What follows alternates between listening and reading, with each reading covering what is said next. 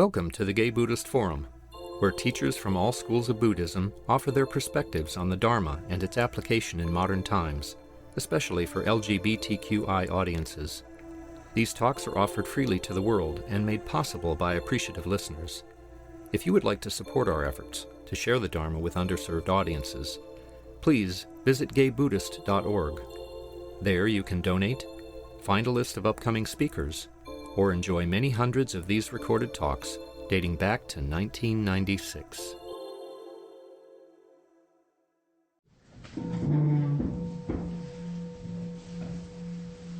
Welcome back.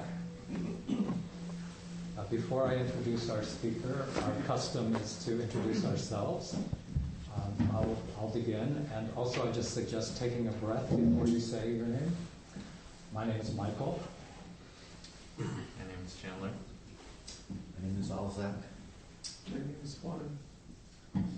I'm Carl. I'm Kay. Mark.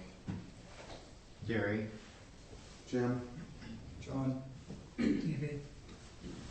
Rich. I'm Pat. I'm Philip. My name is Gary. I'm Steven. My name is Junaid. My name is Henry. Dennis. James. Peter. Michael. John. I'm Jesse. I'm Clint. My name is Jeff. I'm Tom. My name is Jerry. My name is Alter Nathan. I'm Jack. I'm Amos. I'm Hal. My name is Roy. I'm Grisha. What? My name is Dow. My name is David. My name is Paul. My name is Bruce.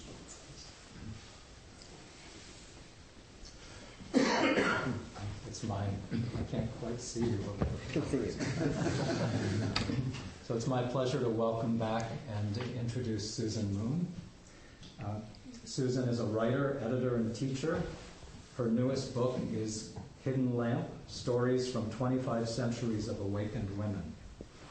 She is also the author of The Life and Letters of Tofu Roshi, a humor book about an imaginary Zen master, and editor of Not Turning Away, The Practice of Engaged Buddhism. And I might add that she also wrote a lovely book of essays about aging called This Is Getting Old, which I really enjoyed.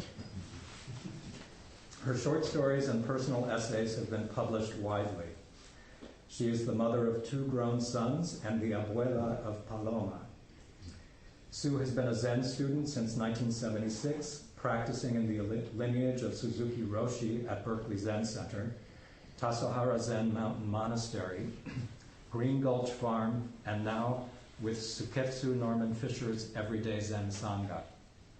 She has received lay entrustment, a lay version of Dharma transmission, from Norman. For more information about her work, you can visit susanmoon.wordpress.com. Welcome, Susan. Thank you, Mike. Well, it's really a pleasure to be here.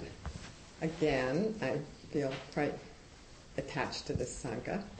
I don't know, I've been here for every year for quite a few years.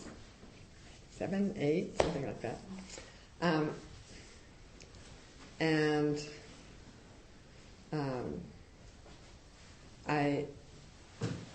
I want to talk today about stories, and I'm going to talk a little bit about the book that Mike mentioned, The Hidden Lamp, as a sort of jumping off point.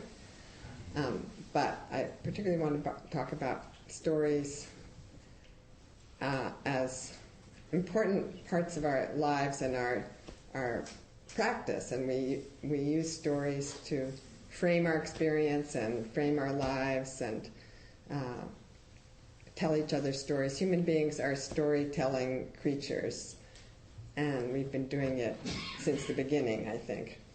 And stories can have sort of a bad reputation. People say, well, that's just a story, as if story is synonymous with lie. But really, everything's a story. Nothing's really true. Who knows what's true and what's not true? But we need stories to kind of understand our experience and frame it. and this is a book of stories, which I will come to, but I wanted to start by telling you a story about why I wasn't here in 2013. I missed that year.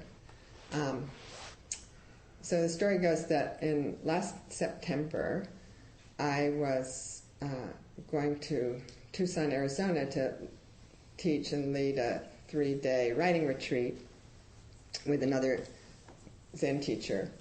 And we were on the same plane from San Francisco to Tucson. So I was taking Bart from Berkeley to the San Francisco airport, and I was to meet her at the gate, my co-teacher.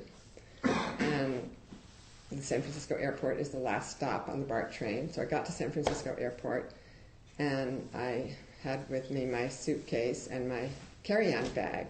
So I looked down at my feet to get my suitcase and my carry-on bag. My suitcase was there, but there was nothing there where the carry-on bag was supposed to be, which contained, it was just a tote bag actually, and it contained my laptop, which is my only computer, with all my notes for the teaching that I was about to do in it.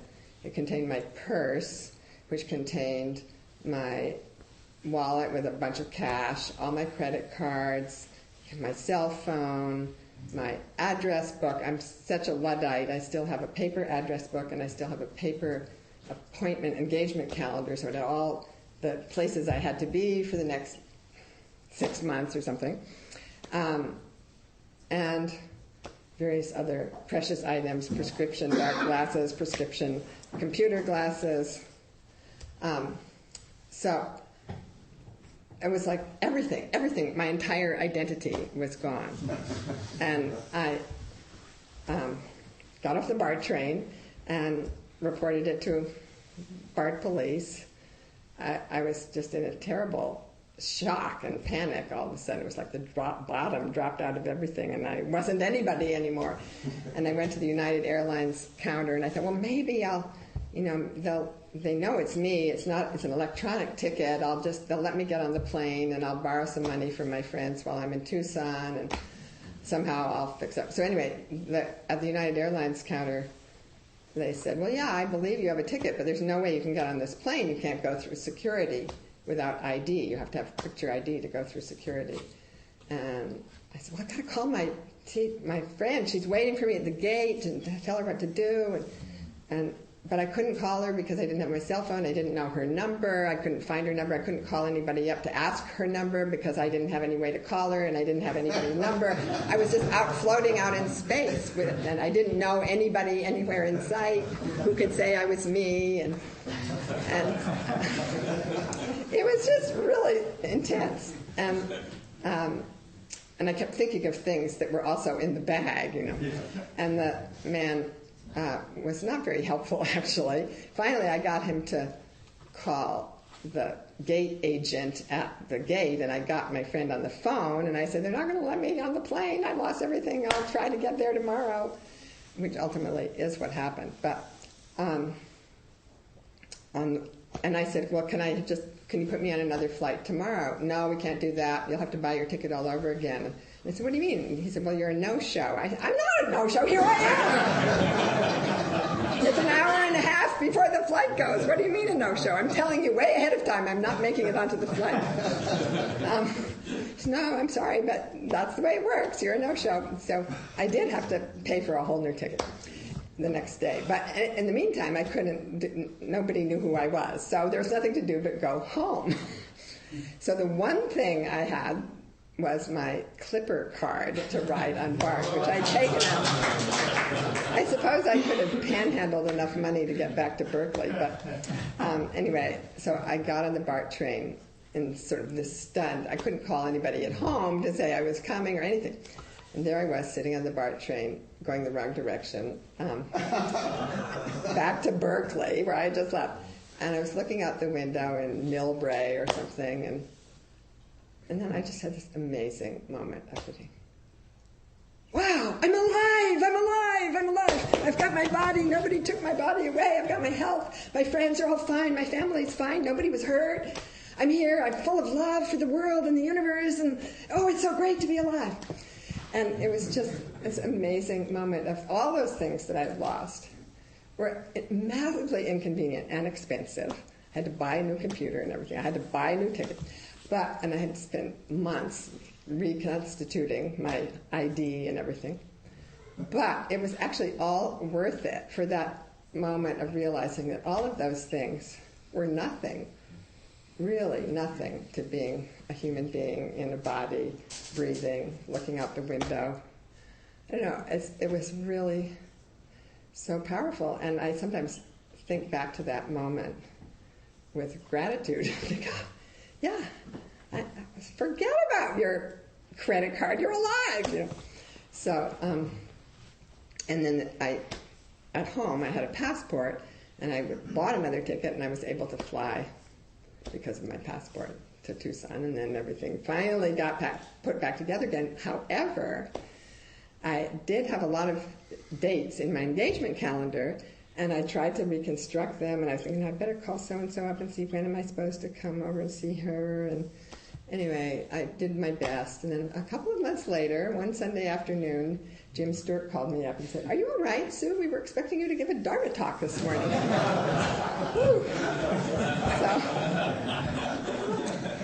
So thank you for giving me another chance. I'm really glad I made it today. Nobody stole my appointment calendar today. But these kinds of stories are really, these kinds of experiences are really opportunities for turning, for breaking outside of some box of habitual thinking. And these are the kinds of stories, in a way, that are in this book, The Hidden Lamb, which I wanted to speak about a little bit. And really the importance of the kinds of dialogues that we have with each other and the meetings we have with each other.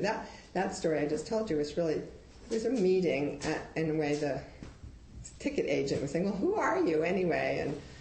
And then I had this moment, I was asking myself, well, who am I? I'm invisible, I've disappeared, who am I? And then sitting on the train, who am I, turned into just, oh, I'm a human being who's alive and breathing. So this book has 100 stories about Buddhist women from Buddha's time till modern times, wise Buddhist women.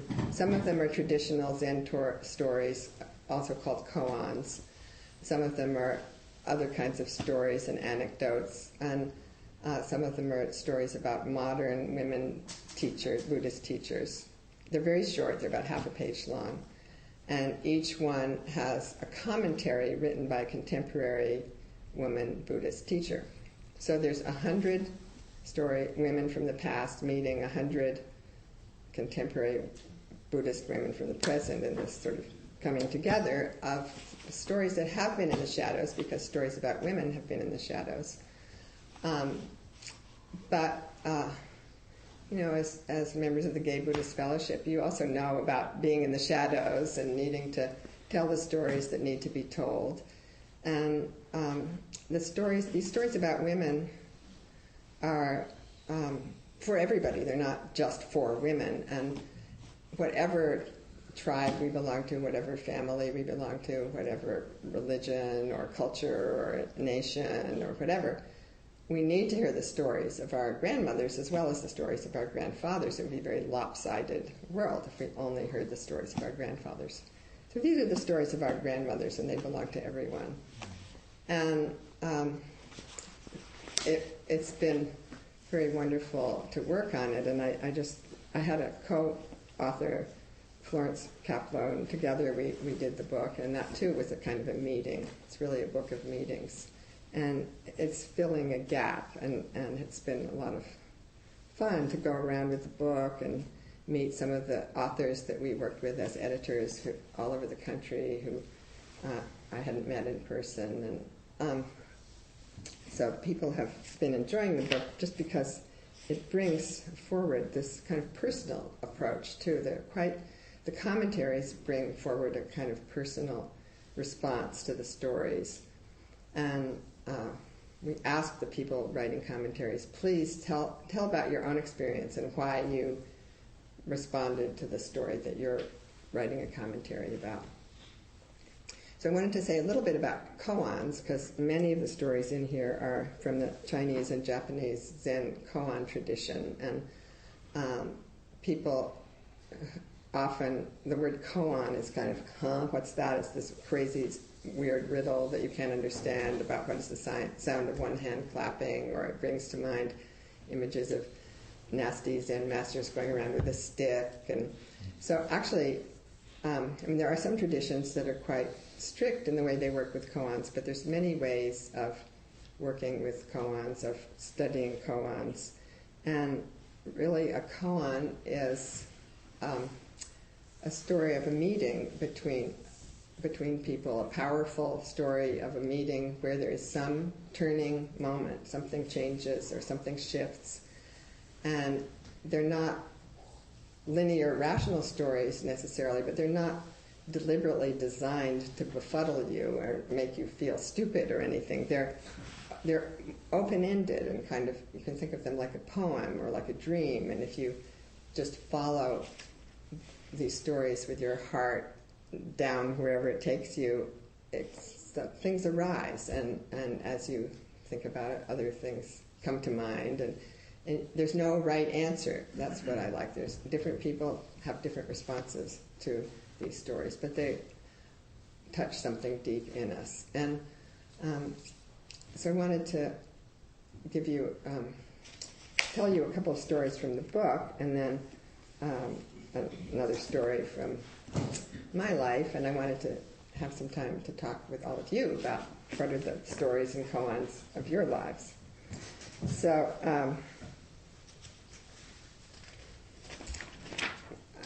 there's a particular kind of character who appears very frequently, kind of a trope in Zen, but in other traditions too, this character arrives, and this character is a very wise old woman who's kind of at the bottom of the social ladder. She maybe is nameless, and she's selling tea by the side of the road or something, but she's maybe an old hag sort of a person, or an old crone, but she manages to puncture the bubble of arrogant monks who happen to be walking by in pilgrimage or whatever. And she keeps reappearing, this character. It's not the same person, but through the centuries, this kind of archetype appears. And many of the stories in here are of that sort. I love those old woman stories. And so I wanted to read you one of these.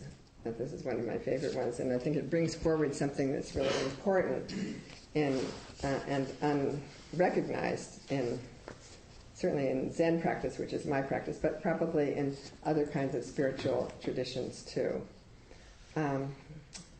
Goes like this. An old woman in China supported a monk for many years. She built him a hermitage and provided him with food and clothing. After 20 years, she wondered what he had attained and resolved to test him. She summoned a beautiful girl from the village and sent her to the hermit with instructions to embrace him and then ask him how he felt. The girl caressed the monk and asked, "How do you feel just now?" "A withered tree on a cold boulder has no warmth in winter," replied the monk. The girl returned to the old woman and told her what had happened. "What?" the old woman said. "To think I've been supporting an impostor for all these years." She grabbed a stick, hurried to the hermitage, and beat the monk, shouting, "Get out of here!" Then she burned the hermitage to the ground. So I love that story, and I love it because, the monk's mistake, it wasn't that the old woman thought he should have seduced or taken up the young girl and eloped with her or anything, but he might have said, "Oh, you're very beautiful, and I can see how attractive you are, you're lovely, but I've taken vows of celibacy, and so I'm putting my energy in other directions, but you're a lovely person," or something. "But I do feel how beautiful you are," or something like that. Because the point is not to be a withered tree on an old rock. This is not why we go to meditate or have a spiritual practice, to turn into a withered tree clinging to an old rock. So that's why the woman was really mad at him. And I appreciate her recognition of the importance of all of us in our practice, being our full selves and feeling our full feelings and doing with them what we do with them, but to have our full range of human feelings, and sexuality is certainly part of that. So who would have thought that this old woman was going to be the one to insist upon the hermit recognizing his sexuality, but she did. So, and I'm going to, here's another one. Another thing about these stories is that many of them are about lay people, and most of the traditional koan collections, the stories are about monks and Zen masters in monasteries, but most of us in this room are not monks in a monastery. Some of you may have been, and some of you maybe will be, but in general our lives are lived in the world as lay people. And so it's nice to have stories about lay people who we can identify with a little more easily, perhaps. And for example, there was a woman, one of the stories about one of the women in Buddha's time is a woman, she was a housewife, and she had heard Buddha talk one time. Anyway, she was maybe thinking about something he said. She was cooking dinner, a curry dinner for her family, and the curry dinner went up in flames. She burned the dinner, and all of a sudden she, who knows exactly what tipped in her head, but she hurled the pan to the ground and rushed off and left home and went to sit with the Buddha. So this is also a story about a lay person named Satsujo, who was a lay woman in 18th century Japan, and there are lots of stories about her at all stages of her life, and she never ordained. She was a wise old lay woman, but in this story she's a teenager. And we can kind of recognize teenage spirit in this story. A devout layman took his young daughter Satsujo with him whenever he visited Master Hakuin, who was a famous Japanese Zen master. Though only a child, Satsujo was devoted to practicing the Dharma. When she was 16, her parents were concerned that she would not find a husband and asked her to pray to Kannon, the Bodhisattva of compassion. She did this day and night during all of her activities. Before long, she experienced an awakening. One day, her father peeked into her room and saw her sitting on a copy of the Lotus Sutra. "What are you doing, sitting on this precious scripture?" he shouted. "How is this wonderful sutra different from my ass?" she replied. So it takes this teenage girl to remind us everything is sacred, every single thing, including her ass. And she did not, in fact, well, I guess ultimately she got married, but she did continue to study and practice with great devotion, and I don't think she was worried about finding a husband so much as she was enjoying sitting on the Lotus Sutra. So we've also included in the book stories about 20th century teachers who, and those stories were undocumented. We decided to find stories about several 20th century teachers like Joko Beck and Maureen Stewart and Deepa Ma and some other women you may have heard of. And we went to some of their students we knew and said, well, do you have any anecdotes about your teacher and any little dialogues you could give us that could be like a koan? So we collected a number of those, and this is one of them that I want to talk to you about. This is about Maylie Scott, who was a teacher at Berkeley Zen Center where I practiced, and she was a friend and mentor to me. She died about 15 years ago. But these modern stories also, again, help make us realize that these are stories about our lives or for us here now. They're not just dusty old things. So this is called Maylie Scott Meets Loneliness. Crying in despair, an earnest student asked her teacher, Seisho Maylie Scott, "I've worked so hard to transform this crippling loneliness. I can neither shake it nor live with it. Can you help me?" Holding the student in a steady gaze and offering her confident smile, Maylie ended the conversation with, "Please don't ever think anything is out of place." So this story, at first I thought, wow, that's kind of harsh. And couldn't she be a little more sympathetic? And I, too, have been in that place. This story doesn't happen to be about me, but there have been times in my life when I could have been the one saying those things to my teacher. So I thought, well,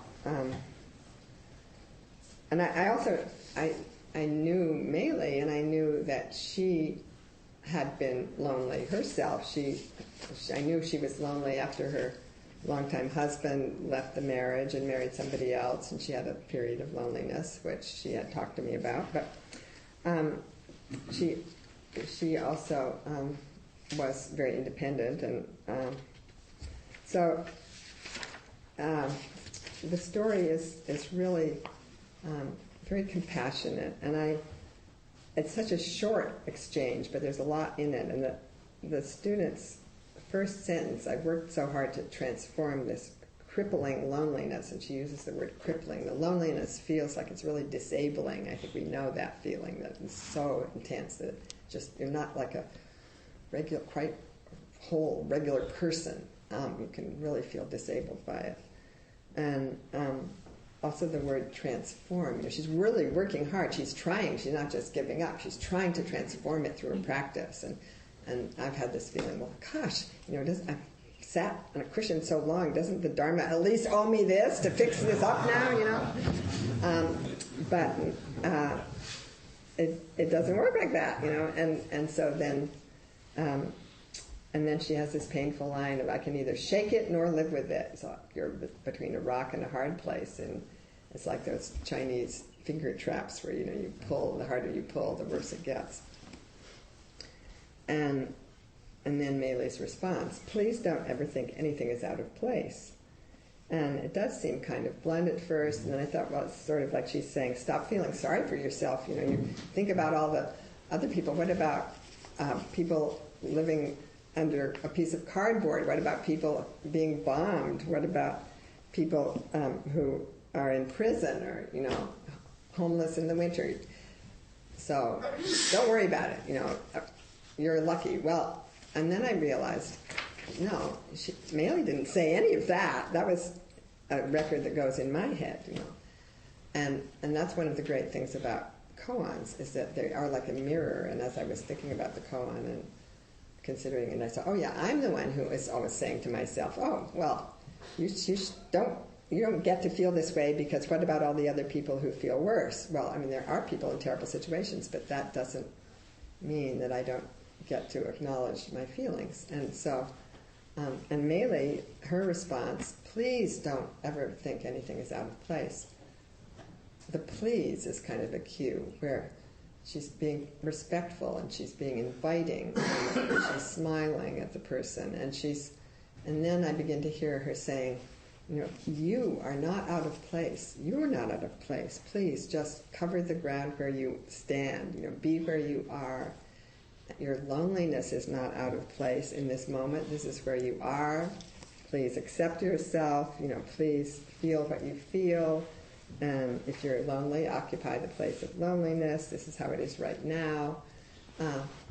So there's a big difference between saying nothing is out of place and don't try to change anything. There's terrible suffering in the world, and Meili herself was very much of an activist. She was constantly getting arrested for sitting in front of weapons trains and things. She didn't think everything was fine the way it was, but the idea that you're not out of place in the moment is quite a liberating idea. And the person who shared this story, the student, said that for her, this really was a turning moment in her life that enabled her to just relax and go deeper into her practice, and she really credits that conversation with being extremely important. And I wanted to read a little bit of the commentary on that story to give you an idea of the nature of these commentaries. That commentary is not by the student in the story who gave us the story. It's by a different woman. It's by a Zen teacher named Diane Musho Hamilton. And I'll just read, I won't read all of it, but a little of it. I have spent a great deal of my life working with loneliness. I am one of those people whose main strategy to secure myself in life is through connecting with others, making friends, and creating a sense of belonging. I went one step further in my work and became a mediator, a professional in bringing people together. I worked to help people understand one another, to exchange points of view, and to solve problems together. One night, after a long day of communication training in New York City, I was sitting in the bathtub when a profound loneliness overcame me. I had just spent the day with many open-hearted, communicative people, and yet, just a few hours later, I was feeling alone in a way I had never felt before. For a moment, I panicked. There's no place like New York City to really feel existential loneliness when it comes knocking. Such a strong feeling won't go away by recalling a comforting memory or by reaching for the phone. It demands to be felt beyond the boundaries of self-concept, beyond the limits of belonging, beyond any other source of security. It's scary. Primordial loneliness puts us on notice that in many ways, including dying, we are completely on our own. With nowhere else to go, I allowed this loneliness in. As I sank deeper into the feeling and into the tub, something surprising happened. I felt the warmth of the water surround my skin and saw the steam rising and fading. The tub showed up vivid and white, and the walls stood out in their dingy hotel yellow. Soon the pipes, the faucets, the toilet, and the sink were all there. Nothing was out of place, and I couldn't have felt more at home. So it's nice to hear other people saying how they personally experienced these stories and how they helped them. I wanted to tell you one more story about myself, because one of the things I discovered, and I think working on this book helped me to notice how often around me these moments come up and how often meetings with other people can be full of little grains of wisdom that you might ignore, but sometimes you really notice it. And it's with us all the time. All these stories and koans and wise and wonderful meetings are just so present for us in our lives, and we can just tune ourselves to them more often than we do. So this was a conversation I had with a very dear friend of mine named Frida, and I was talking to her not so long ago. She came over for supper, and I was talking to her about one of my grown sons, and I was worried about his... he was having some job difficulty, and I was kind of worrying about his career, and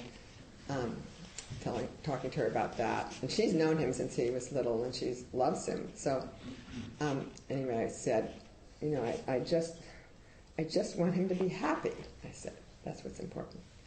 And she said, you shouldn't say that. That's not very Buddhist. Well, she's not a Buddhist.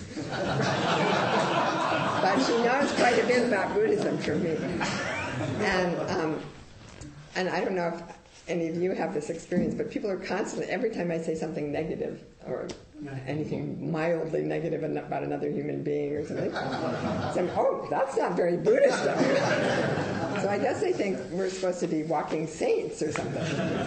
Anyway, but she said, you shouldn't say that. That's not very Buddhist. And my impulse was to argue with her. And I said, well, of course I should say that. What else should a mother say? Of course I want my son to be happy. And she said, he seems okay to me. He's all right, And then she said, it's his life. You can't fix it. He's over 40. She's right, He's a grown-up, and more than grown-up. You can't fix it. And then she said, happiness is overrated. You can't always be happy, and that's okay. That's life. You can't always be happy, and you just live your life. That's your job. You live your life and do the best you can, and you're not always happy. Sometimes you're unhappy, and sometimes you're happy. But happiness is overrated. I like that saying. And then she was saying, well, you haven't always been happy, and you've had things happen to you that have made you unhappy. Do you regret all of those experiences that made you happy? Do you wish nothing had ever happened that had made you unhappy? Or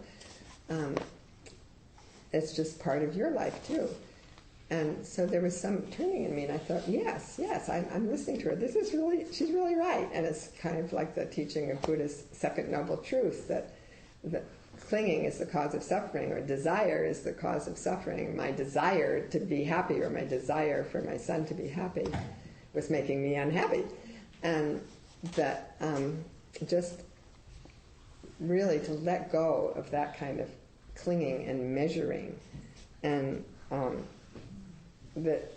so the feeling sort of stayed with me, and I went to bed, and in the morning I woke up and it had kind of blossomed in my mind. I woke up thinking, yes, I was thinking about it again, and really to forget about being happy, to forget about measuring happiness all the time. What a relief.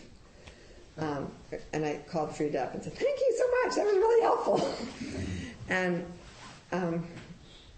that was a kind of koan for me, that conversation, and it's helped me a lot. I mean, of course, it doesn't, I don't pretend to apply this to really horrible, tragic events, but in some way I noticed in myself the habit of, okay, does this make me happy, or should I be doing this? Would this make me a little bit happier, or would this make my son happy, or maybe it would make him a little bit happier if he did that other thing. That kind of constant juggling around to kind of keep up raising up your happiness a little higher, that's something I really think is a good thing to drop. And so this has been with me since that conversation, and I remind myself of this too. It's just happiness is overrated. Just live your life, I say to myself. So, and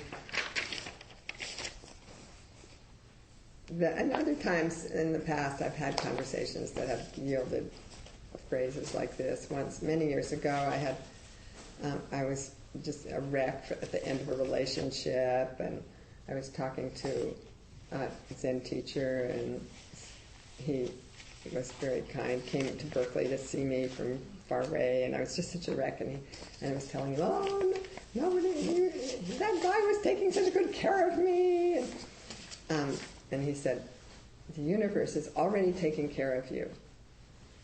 And it was just like, pow, that was such a great thing to say. And I say that to myself all the time. The universe is already taking care of you, Sue. So these are things to be open to and to be grateful to our friends, or it could be somebody at the checkout counter. You don't know who's going to say something that is just going to be said at the right moment in the right spirit to help you. And you can do the same for others without even knowing it. I mean, you don't set out to do that exactly, but just to keep our meetings really alive to the possibility of opening wider and wider. And then there are the kinds of stories, koans, that aren't exactly stories, but questions that you can be living with and working on. And I have those too, and I have some things in my own life that I'm thinking about. One of the ones that's kind of at the foremost right now is, what would it really look like to simplify my life? I'm really working with that one. But it's been other things too, about what and where is my true home? How does being at home in my heart manifest in the world? So I want to really stop there and hear from you all. I mean, questions certainly if you want, but also comments or sharing any stories you might have, or how do you have questions that stay with you, or little phrases like mantras that stay with you that come from some encounter you have, or anything you want to share that has come up for you from what I've been saying. Yes. So, Sue, thank you very much for your talk. It was entertaining and enlightening. So I have a question. First, I want to say I appreciate your distinction that you led with, that stories don't necessarily mean that they're fictional, or that they're lies. Because I saw this documentary called The Stories We Tell just last night at home. And I think I've heard of that. This woman sits, she's a filmmaker, she sits each of her family members down and asks them to tell a story of their family from their recollection. And about their deceased mother and everything. And it's just fascinating, the facts that come out. And she ends up finding she she has a different father than everyone else. Wow. But it's a fascinating. Yeah. So what I want to ask you is your work with stories. How has it changed your view of the word truth? Well, I think it has changed my view, and I myself, I've written both fiction and nonfiction, quote unquote, and I think it's important, just in the relative world that we live in, to make a distinction between, to not write something that you say is nonfiction when you really didn't do those things at all.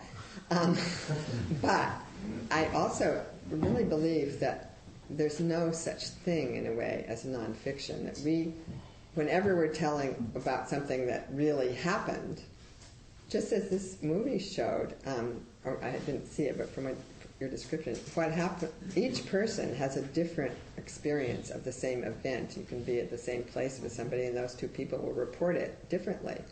And then as time goes by, you'll remember something really differently, and your memory changes things, and so you can't really get at what really happened. We don't know what really happened, because what really happened is some completely non-subjective thing that, as soon as it passes through any human experience, it's already filtered and changed by our senses and our cognition and so on.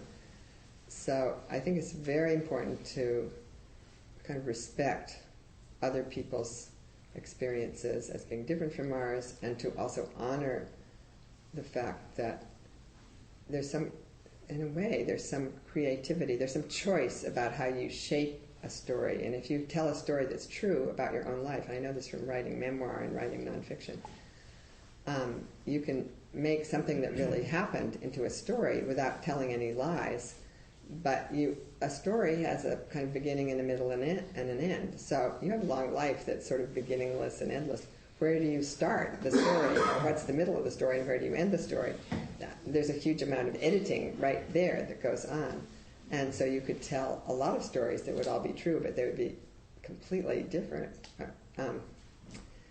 So it's hard to make the distinction, and I guess I think it's the intention that we need to.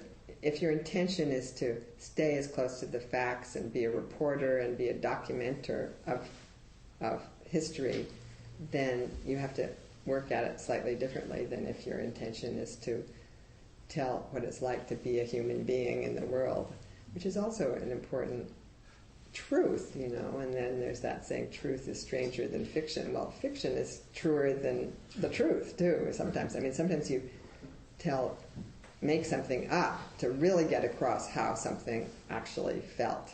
Because if you tell what really happened, you won't get across how it really felt. So the distinction is not so clear.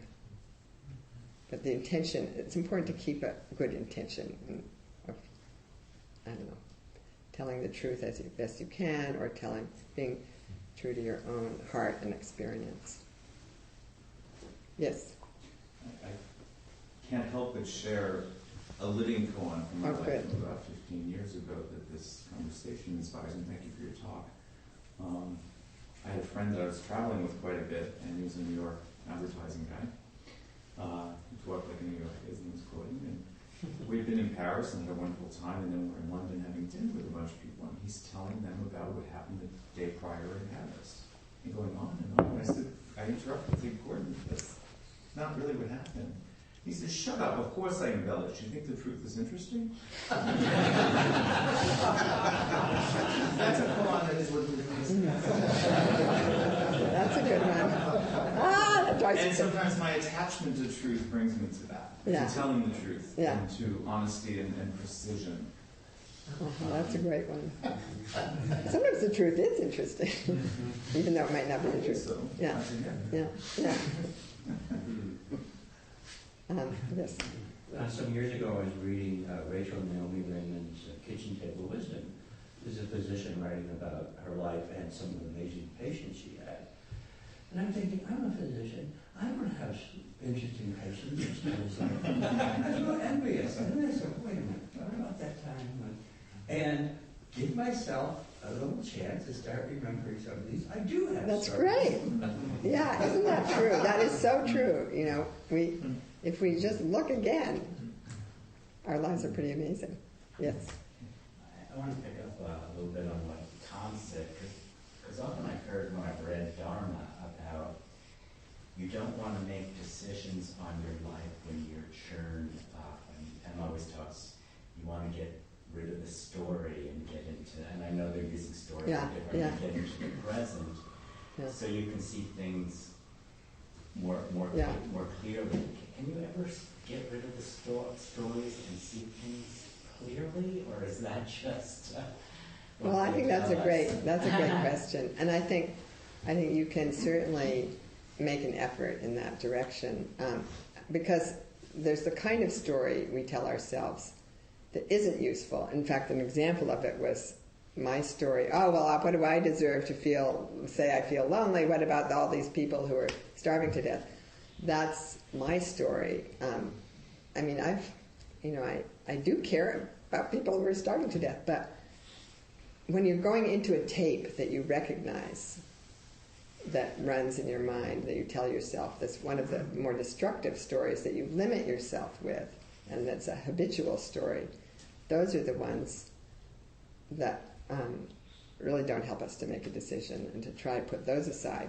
But also your question wasn't really, you were also asking about moments of great turmoil. I mean, I think it's also true if you're just in a very difficult point, or you just suffered a great loss, or you just lost your job, or your partner, or something difficult just happened.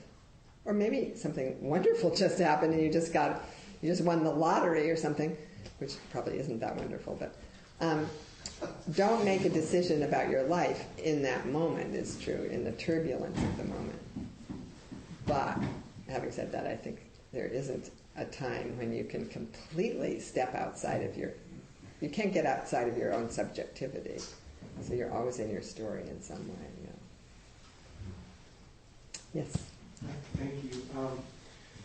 So much came up during your share, and I love the idea of meetings, because I feel like every time I come to the GF, my life has changed in some way. Uh-huh. You know, I always hear something very interesting, and the first in your story about Bart, like I had so many feelings when you were telling the story, and then it will inevitably change how I react when I have that experience. Uh-huh. It's inevitable, Yeah. So that was interesting, and the commentary you read about the loneliness, and that's very much describes me, where I have 9 things on the calendar. I'm with people all day, beautiful people, lovely people, on the phone, just totally immersed in people.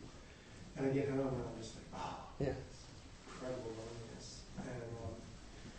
And right now I'm struggling because the story I told myself that I'd never meet anyone for a romantic relationship, and I did. We had a lovely 6 years together, like really harmonious, such beautiful memories.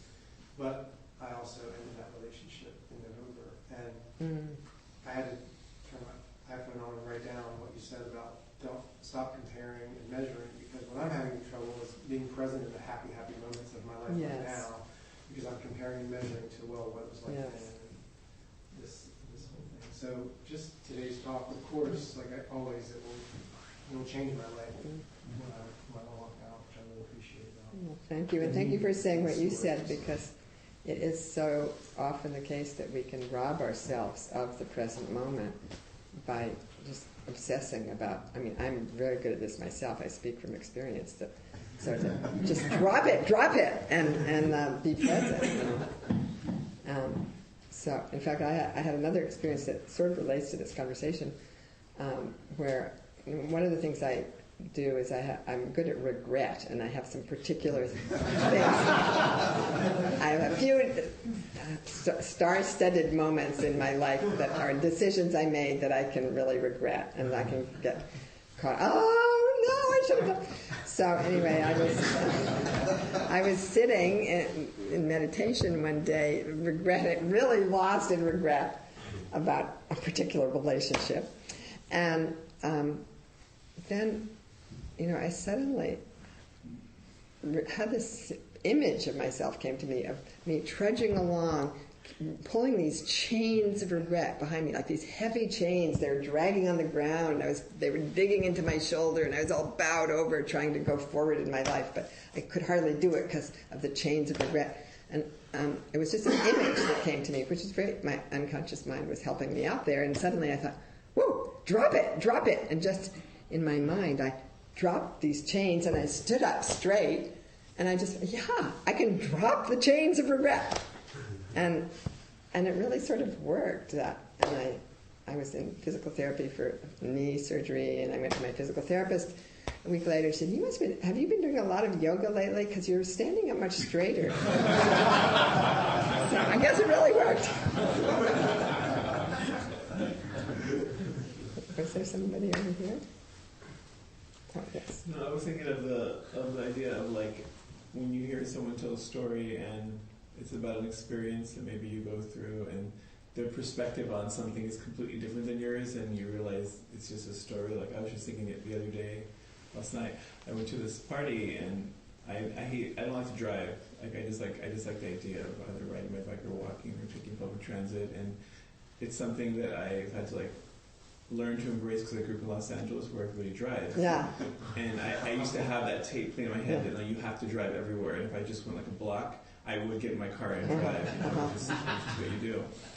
And yesterday when we moved to this party and then we took Bart and then we walked. It was just a short 15-minute walk, and it's lovely to walk because you get to be outside and there's fresh air and you hear sounds and you see strangers walking on the street, and it's like it was foggy and it was pleasant, and you get to talk. And then when I left the party, my friends said, so how did you get here? How are you getting home? And I said, oh, we're just taking Bart. And she said, you're taking Bart? Like, how are you getting there? She was like, how are you getting there? And it's this like, and she said that it was such an awful experience, like that we were going to be like walking back to Bart and taking Bart home. And I just thought about it. I was like, well, that's really interesting the way. For me, it was such a beautiful experience, and I was really looking forward to it. And I love the idea that I don't have a car and I can get around like that. And it's like, to me, it's pleasant and pleasurable. And here's somebody who, she's never done this. She's never taken the BART, and she goes back and forth all the time. And I thought, for me, I thought, what an awful experience being stuck in your car. Yeah. It's like my thing, but just that idea about how, when you experience something, whether it be pleasant or unpleasant, and it's really based on how you kind of look at it and your perspective on it, and you can hear somebody who has such a different perspective on it, and then that can be your perspective if you choose. Yeah. Well, you might have changed her perspective, or you might have planted a seed. You might have been the turning moment for her. Maybe down the line she'll remember, oh, well, I guess there is a possibility that I could take part. Who knows? Maybe there's one more? One more. Thanks for your talk. And losing your backpack and having it stolen. I had the experience last November. I was in India and I lost my wallet. And I had all my credit cards, my ID, my passport. Fortunately, I was with friends, so I still had my identity. Yeah.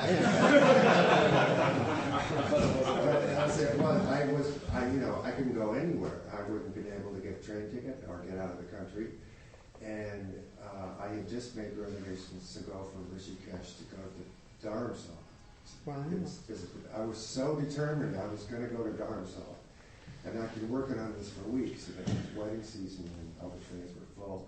So it was, really delicate, and I finally figured out if I go back to Delhi, loathe going to Delhi, but take a plane, I can fly there, and it was such a relief. I had these plans all fixed, and then I lost my wallet. And I went through a period of a couple of hours like,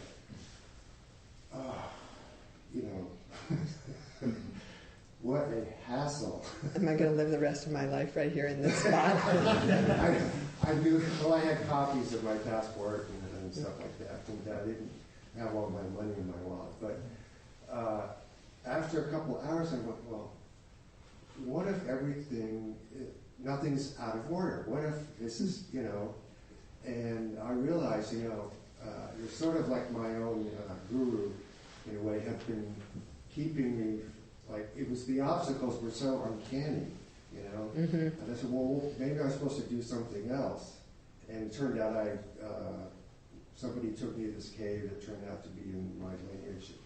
And it was a really powerful place, and I ended up going there a lot. And I maintained the story, unlike anybody else. I said, I still haven't given up on the fact that it could all come back to me. And 24 hours later, I got this cryptic email from somebody, you know, like, unable to return the passport. And there was a phone number, and I called this person who didn't speak a word of English, but I said, passport? Yes, so I got my other friend who spoke Indian too. Great. So it did come back, but it was such a difference to go, well, what if this is supposed to... What if this is what it's supposed to happen? Yeah. And then I turned out having a much better time probably going in this cave. So That's totally great. shifted it. Good story to end on. Go with the flow. Thank you so much, Susan. We'll hope to see you in 2015. If all goes well. Not before. Oh, I might also mention that I brought some hidden lamps to sell. If anybody wants them, they're out on the table out there. So our speaker next week will be Emilio Gonzalez. I think many of you have experienced him. He's a Qigong practitioner. Generally, he takes us through some kind of fun, embodied experience of presence. Our host today will be coming around with the Dana Bowl. Dana is a practice of generosity. We suggest a donation of $10 that sustains our Sangha. So if you're able to do that, we would very much appreciate it. Are there announcements?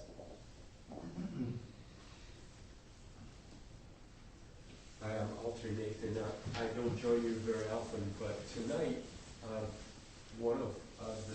another man of this fellowship, Doug Bonkas, will be leading us again in chant with Noah Project men in North Berkeley.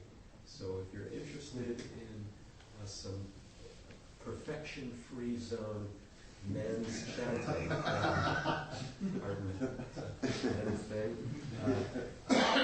you can either get in touch with me when we're out here, or you can go on to meetup.org and simply query men's chanting. You'll find it tonight, Sunday, at the finished Berkeley Hall at 7 p.m. Okay, and our host?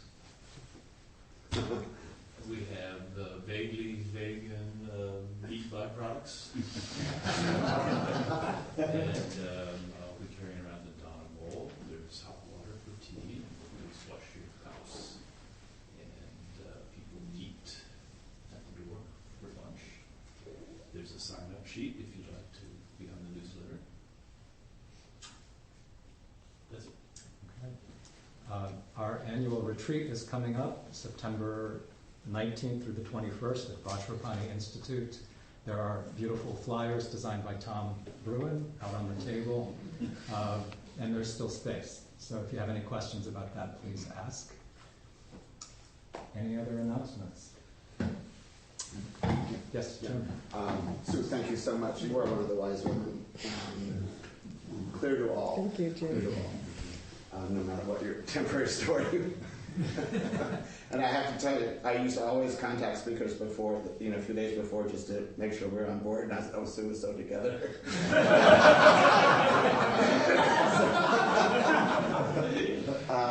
San Francisco Choral Society, in a month, it's the August, 22nd, 23rd, the David Symphony Hall, they're performing Brahms' absolutely ravishing German Requiem. He wrote it not as a prayer for the dead, but as a comfort to the living. And it has,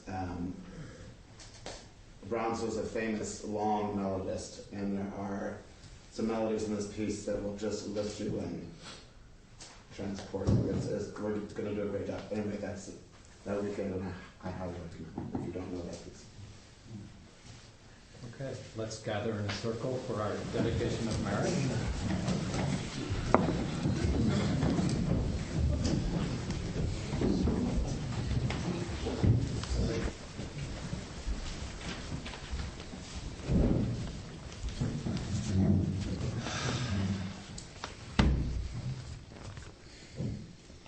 So there's so many horrific things going on in the world right now. I just wanted to acknowledge that and say let's dedicate the merit of our practice to all beings who are in distress. By the power and truth of this practice, may all beings have happiness and the causes of happiness. May all be free from sorrow and the causes of sorrow. May all never be separated from the sacred happiness which is without sorrow. And may all live in equanimity, without too much attachment or too much aversion, believing in the equality of all. Thank you.